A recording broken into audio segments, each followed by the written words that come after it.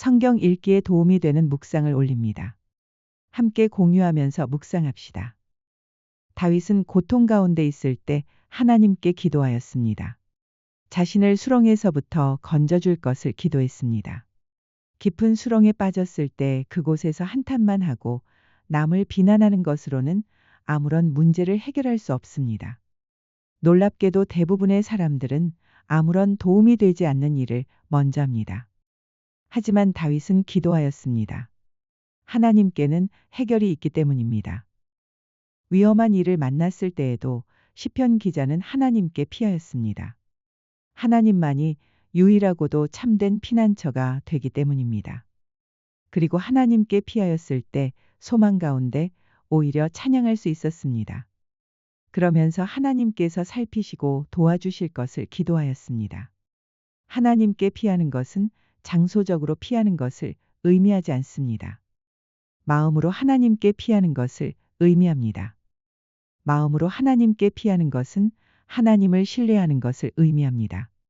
아무리 어려운 일이 닥친다 할지라도 그런 위험만을 보고 두려워하는 것이 아니라 하나님을 믿고 담대해지는 것을 의미합니다. 마치 엄마의 품에 안긴 아이는 더 이상 아무것도 두려워할 것이 없는 것처럼 말입니다. 솔로몬은 하나님께 지혜를 구하였습니다. 단순히 똑똑해지고 현명해지는 것을 구한 것을 의미하는 것은 아닙니다. 하나님의 지혜는 억울한 자의 억울함을 풀어주고 공의를 베풀어서 모든 사람들이 평화롭게 살아갈 수 있게 만드는 것을 의미합니다.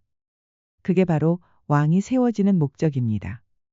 왕은 자기 자신의 영광을 위해서 존재하는 것이 아니라 백성들의 평안을 위해 정의를 위해 존재하는 것입니다. 솔로몬은 그러한 역할을 잘 감당할 수 있는 지혜를 구한 것입니다. 우리들에게도 주어진 사명이 있습니다. 그런 점에서 우리들도 각각 그 분야의 왕과 같습니다. 왕은 군림하는 자가 아니라 섬기는 자여야 합니다. 가정에서의 부모는 가정의 왕과 같습니다. 자녀들을 위해서 사랑을 베푸는 왕이 되어야 합니다. 우리는 우리의 영역을 잘 다스려야 할 청지기적 왕입니다. 그 청지기적 사명을 잘 수행한다면 하나님의 은총을 사람들이 누리게 될 것입니다. 우리가 기도할 기도의 제목은 우리가 맡은 그 사명을 잘 수행하여 많은 사람들에게 유익이 되기 위해서입니다. 이 세상의 악한 자들이 아무런 고통도 겪지 않고 잘 살다가 편안하게 종말을 맞이하는 모습을 보기도 합니다. 그런 모습을 볼 때 아삽은 충격을 받고 하나님께 하소연합니다.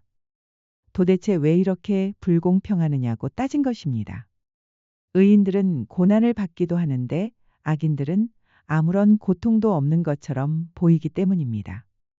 하지만 악인들이 아무런 징계를 받지 않는 것은 하나님께서 버리셨기 때문일 수 있습니다.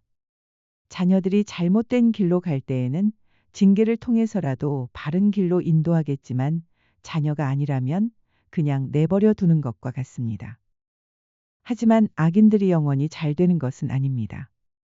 결국 하나님의 공의가 이루어질 것이며 악한 자들은 심판을 받게 될 것입니다.